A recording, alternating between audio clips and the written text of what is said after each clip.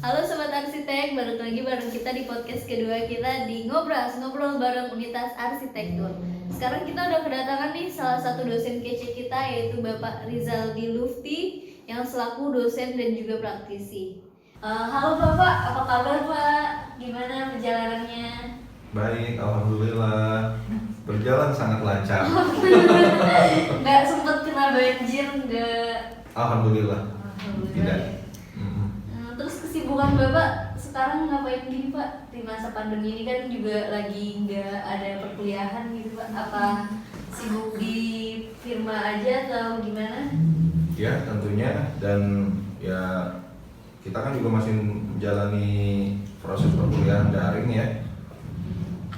Ya, meskipun dalam situasi kondisi seperti ini yang mungkin buat sebagian orang tidak biasa ya, namun begitu tentunya kita harus memiliki kemampuan adaptability to change ya, mampu untuk beradaptasi dalam situasi kondisi apapun.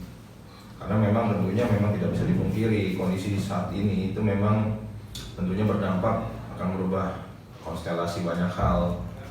Tapi ya salah satu kunci sukses ya kita harus memiliki kemampuan untuk mampu beradaptasi terhadap situasi dan kondisi apapun. Iya, kalau tidak beradaptasi nanti akan tertinggal ya Pak. Ya tentunya. Mungkin kita langsung masuk aja ya ke materi yang kita bahas di intinya acara ini. Di sini kita bakal ngobrol-ngobrol sih Pak. Kita bakal ngebahas tentang gimana sih Bapak dulu awalnya memutuskan untuk ngambil kuliah jurusan arsitektur gitu. Oke, baik Nanda, terima kasih. Salam arsitektur, selamat siang semuanya. Kalau bicara tentang cerita masa lalu, apa yang menjadi dasar motivasi saya untuk mengambil jurusan arsitektur? Karena memang dari kecil itu cita-cita saya hanya dua. Pertama menjadi astronot, kedua menjadi arsitek. Ya, akhirnya saya putuskan saya menjadi arsitek karena untuk menjadi astronot nampaknya sulit ya di Indonesia.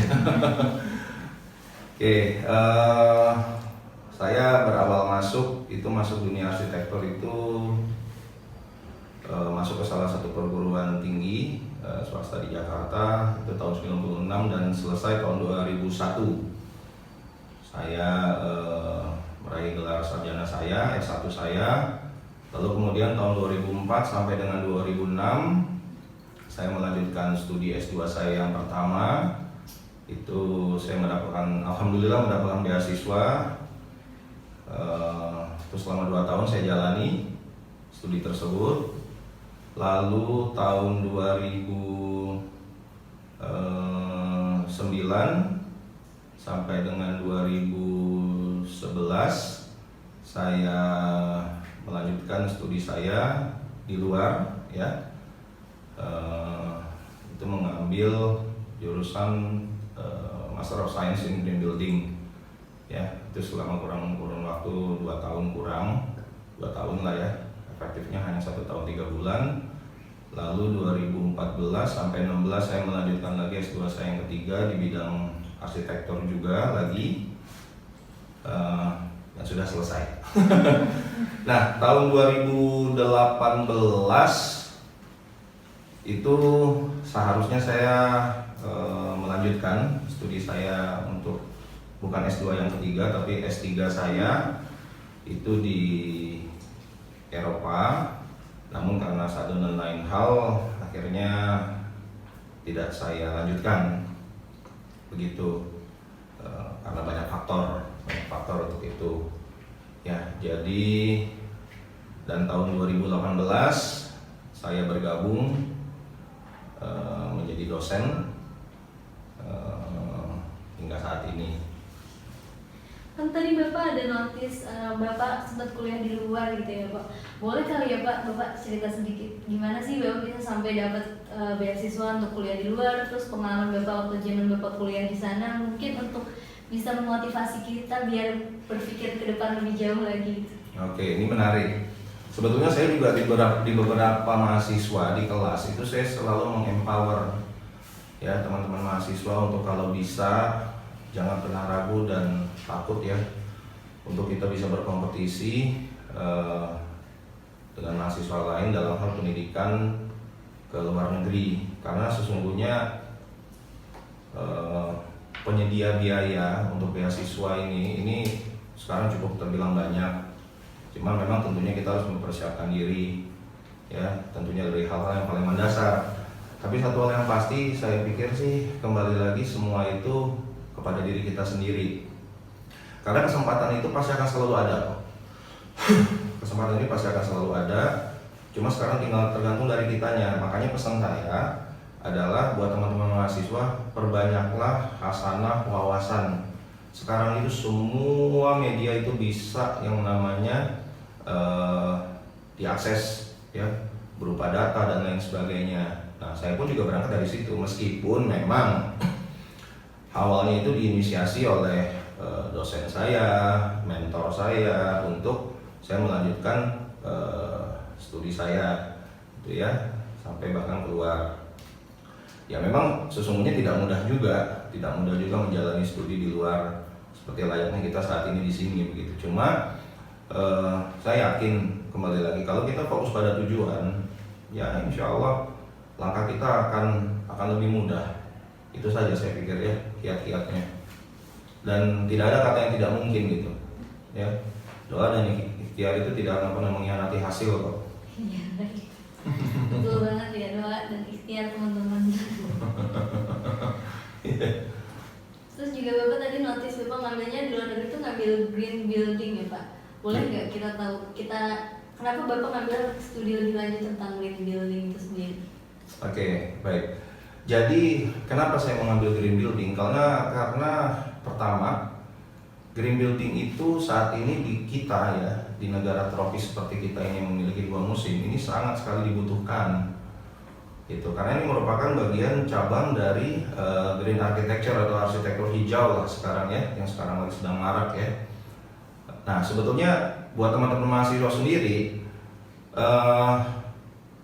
bidang green building yang saya pelajari itu hal yang menjadi fundamentalnya di dalam bicara tentang konteks dasar keilmuan itu adalah mata kuliah fisika bangunan atau building physics. Gitu.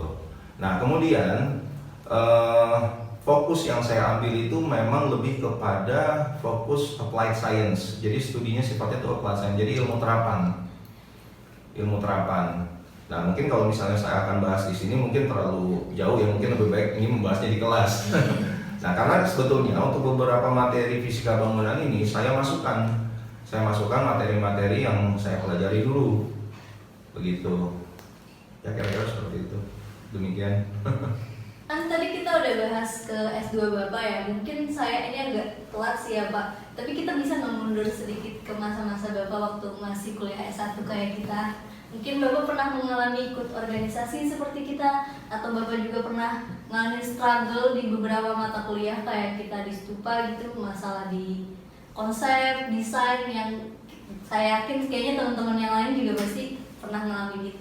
Mungkin bisa diceritain sedikit Pak. Ya, jawabannya tentu, ya. Karena dinamika kehidupan mahasiswa arsitektur itu saya pikir di setiap kampus atau alma mater umumnya sama, ya. Dan yang kedua juga bicara tentang sebuah organisasi, terutama organisasi mahasiswa, ya, memang saya juga dulu terlibat aktif sampai tahun 98, ya. Saya terlibat aktif, dan salah satu di tahun 2004 itu saya mendapatkan beasiswa itu karena keaktifan saya pada tahun 98 itu. Terus saya mendapatkan beasiswa.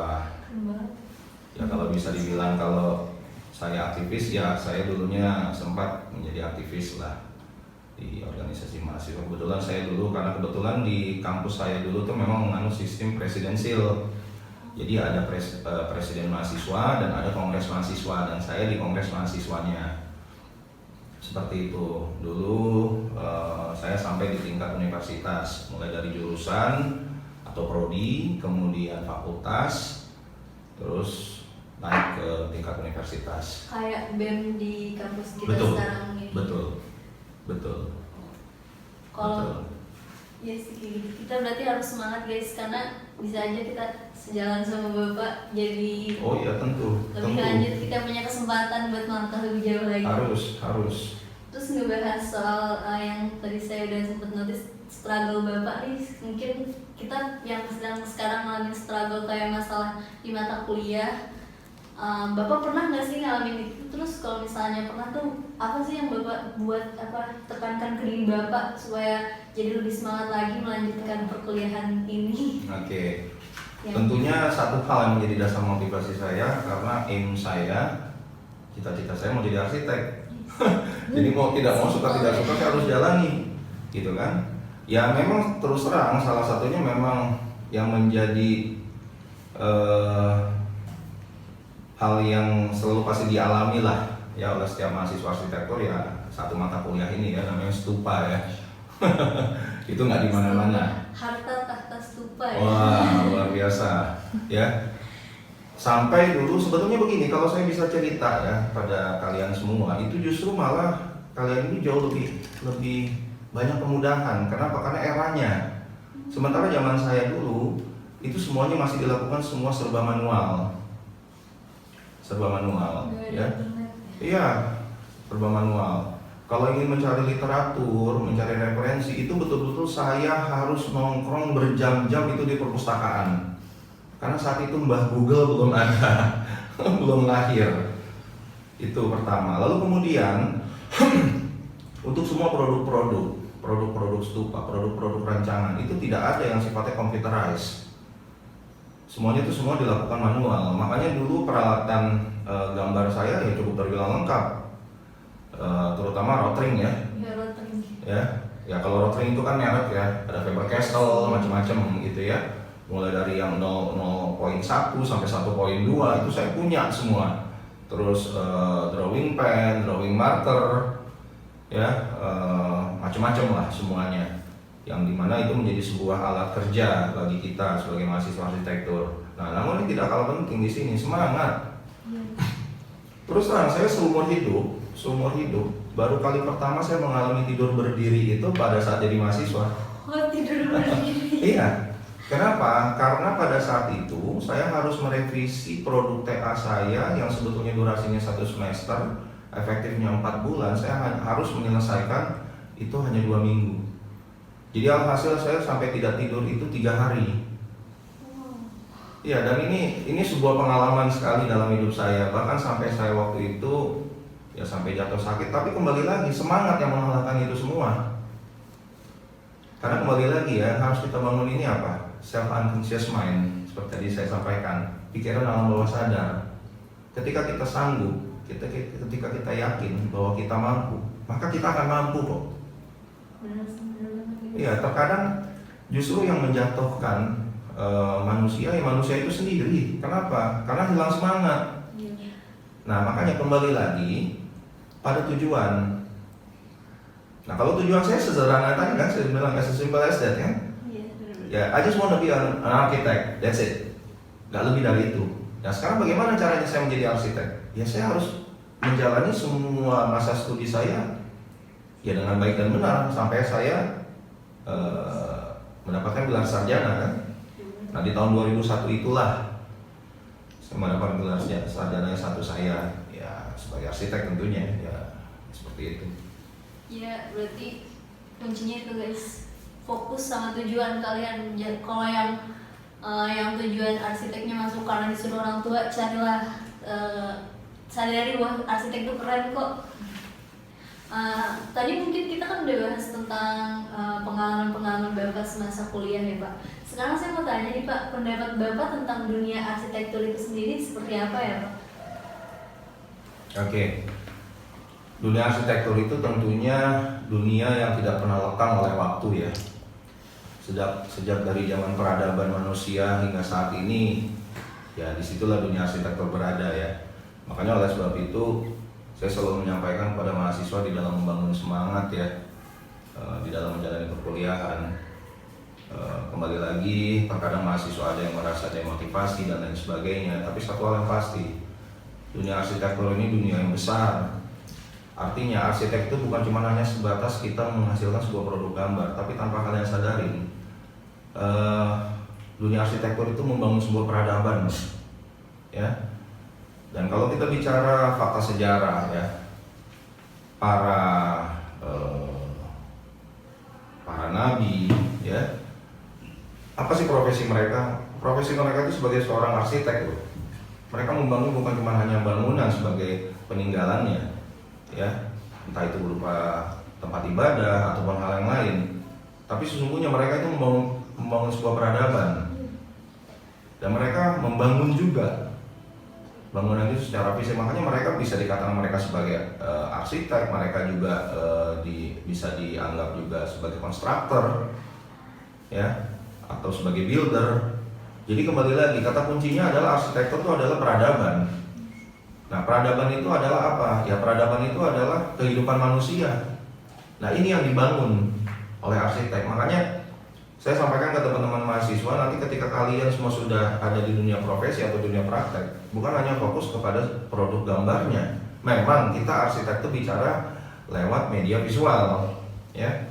Tapi tentunya di balik dari media visual tersebut ada sebuah pesan besar kan yang mau kita sampaikan ke khalayak umum tentunya. Demikian kiranya, Nanda. Oke, jadi itu tadi dari Bapak. Terus kita lanjut aja nih ya Pak, ke langsung setelah kuliah tadi bahas S1, S2 Bapak, terus pandangan tentang Bapak di dunia arsitektur. Kita mau bahas tentang profesi arsitektur itu sendiri. Kan mungkin dari kita ada beberapa lagi yang sebentar lagi lulus gitu, mau masuki dunia pekerjaan sebagai seorang arsitek. Mungkin Bapak bisa cerita pengalaman Bapak. Oke. Saya mulai berkarya itu sejak tahun 2000, ya. Artinya saya sudah mulai masuk ke dunia profesi tahun 2000, berarti sekarang sudah berapa tahun, sudah bisa dihitung. Nah, memang secara official saya mendirikan sebuah firma arsitektur itu sejak tahun 2005 hingga saat ini. Alhamdulillah sudah 16 tahun. Ya, alhamdulillah sudah ada beberapa selama 16 tahun ini. Tentunya kita bicara karya, ya, karena bicara dunia arsitektur, apalagi kalian semua nanti ketika menjadi seorang arsitek, adalah yang menjadi kata kuncinya adalah karya, kan. Nah, dibalik dari macam-macamnya atau banyaknya karya itu pasti ada karya yang mahakarya. Nah, itu menjadi sebuah portofolio sendiri bagi kita sebagai arsitek, dan itu akan terus melekat. Dan itu adalah juga tentunya tidak luput, bisa dikatakan itu adalah sebagai bentuk legacy atau warisan dari kita untuk generasi penerus selanjutnya, ya, bahwa sebuah karya arsitektur itu ya akan terus berkembang sesuai dengan zaman dan eranya, ya, melalui peradabannya tentunya. Oke, tadi kan Bapak pernah notice soal mahakarya nih Pak. Apa sih salah satu karya Bapak yang menurut Bapak itu adalah mahakarya dari Bapak sendiri? Oke. Kalau dibilang mahakarya sih tentunya tidak sampai sekelas Borobudur, ya. Iya. Siapa yang bisa sekelas Borobudur? Betul, tapi begini, selama saya secara resmi membangun sebuah firma arsitektur di tahun 2005 hingga dengan saat ini, selama 16 tahun ini, ya, kalau bisa saya mengklasifikasikan ada 3 lah, ya, karya yang cukup melekat di pikiran saya. Nah, 3 ini saya klasifikasikan menjadi, pertama, berdasarkan fungsi, ya, fungsi bangunan atau fungsi ruang, ya. Kembali lagi, arsitektur itu kita tidak membuat sebuah bangunan, loh, tapi kita menciptakan sebuah ruang, ya, baik itu ruang luar, ruang dalam, maupun ruang daripada bangunan itu sendiri. Jadi bukan bangunan, ya. Nah, oke, saya klasifikasikan menjadi 3 berdasarkan fungsi ruang untuk rumah tinggal, kemudian kedua adalah untuk komersil, dan yang ketiga adalah rumah ibadah atau public building, ya, public space.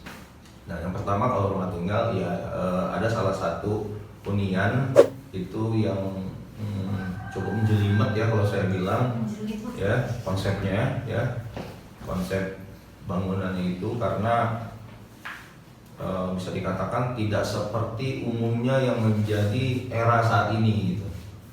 Apa yang dimaksud? Kan kalau sekarang tuh identik dengan yang modern, minimalis, tropical.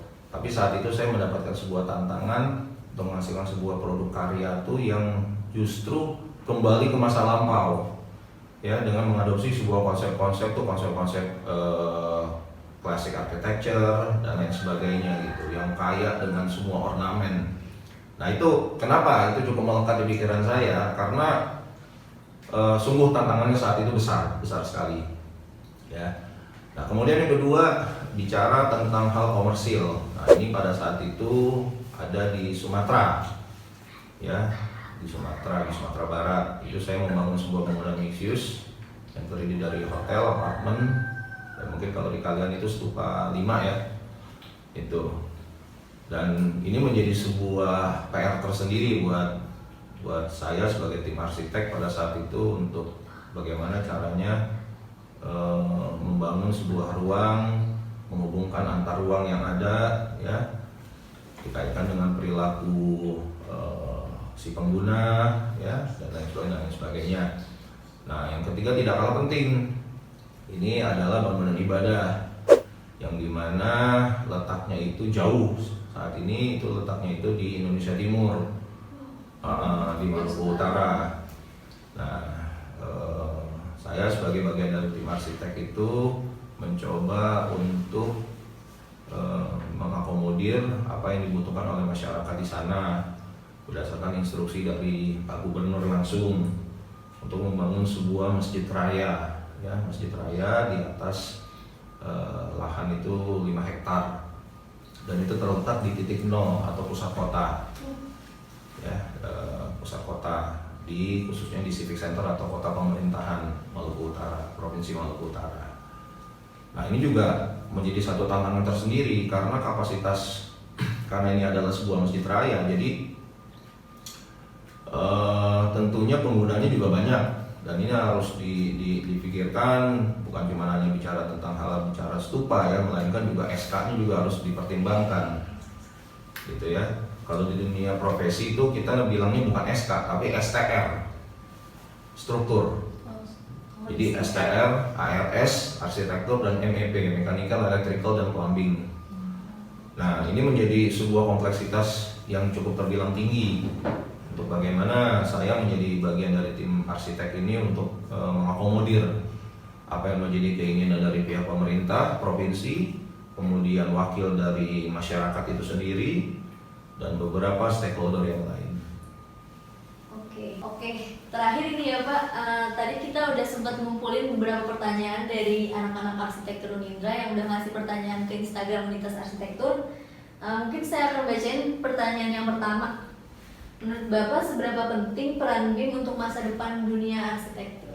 Oke, kalau bicara penting, ya saya menjawab penting ya, karena itu tentunya untuk menjawab tuntutan zaman ya. BIM atau Building Information Modeling itu bisa dikaitkan itu dengan waktu pada saat saya menjalani perkuliahan.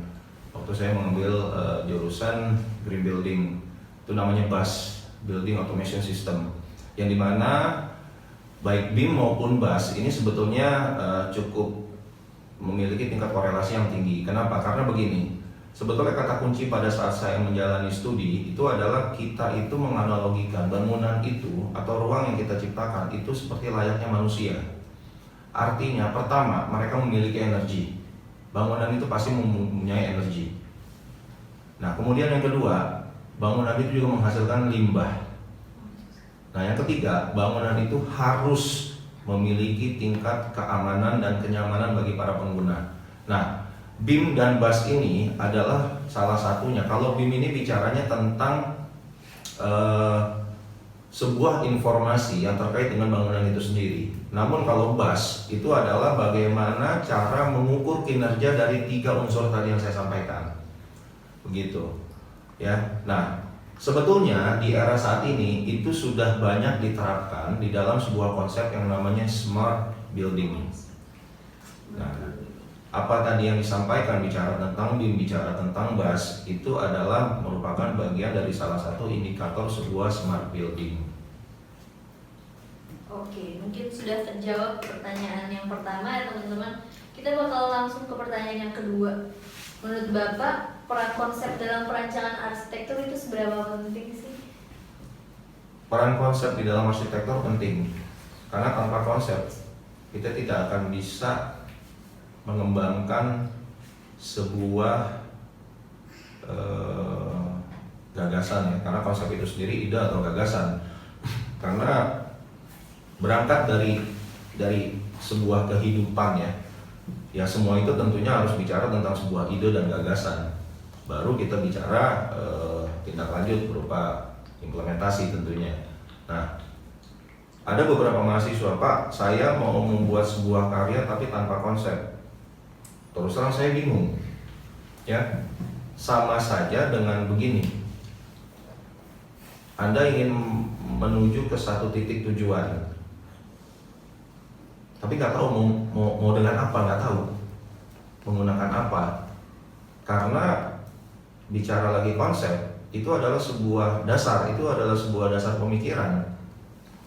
Gitu. Kalau ditanya penting ya, buat saya secara pribadi ya, yang sudah menjalani profesi di dalam dunia arsitektur kurang waktu mungkin 20 tahun ini, ya buat saya cukup terbilang sangat penting ya, karena itu adalah merupakan roots-nya atau akarnya. Oke, mungkin kita langsung aja ya Pak ke pertanyaan ketiga sekaligus pertanyaan terakhir. Menurut Bapak sesering apa sih seorang arsitek terlibat turun ke lapangan? Maksudnya dalam bentuk pembangunan dari bangunan tersebut itu sendiri sih Pak? Oke, kalau ditanya seberapa sering, sebetulnya kalau dikaitkan dengan zaman sekarang ya, semua udah serba digital ya. Beda kalau 15-20 tahun yang lalu semuanya masih analog.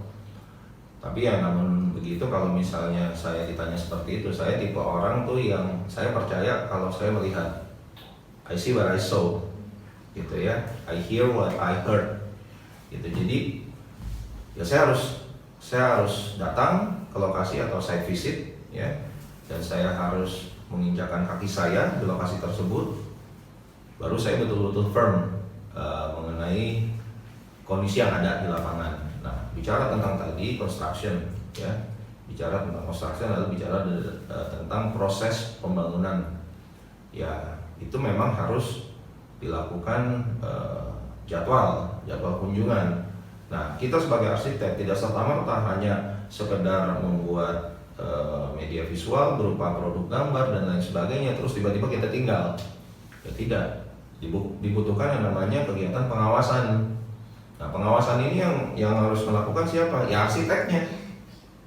Karena biar bagaimanapun juga pihak builder atau pihak pelaksana atau pihak konstruktor atau kontraktor di lapangan itu pasti akan membutuhkan arahan dari kita, arsiteknya. Kenapa? Karena mereka cuma hanya bisa mengeksekusi. Nah, terkadang ada beberapa produk-produk yang dikeluarkan oleh si perencana atau si arsiteknya ini terkadang belum sepenuhnya informatif bagi si pelaksana. Nah, inilah dibutuhkan sebuah komunikasi dan koordinasi antara pihak perencana, arsitek, dan pelaksana, kontraktor. Kira-kira demikian. Iya, berarti kayak kita harus visit juga untuk memastikan apa yang mereka kerjakan sesuai dengan arahan kita. Suka ada aja mungkin yang bandel ya Bu. Tentu. Mungkin sekian aja kali Pak obrolan kita hari ini. Terima kasih Bapak udah menyempatkan waktunya untuk ngobrol-ngobrol bareng kita. Sama-sama Nanda. Sampai ketemu lagi yang lainnya. Sukses selalu semuanya. Tetap semangat. Terima kasih Pak. Sama-sama.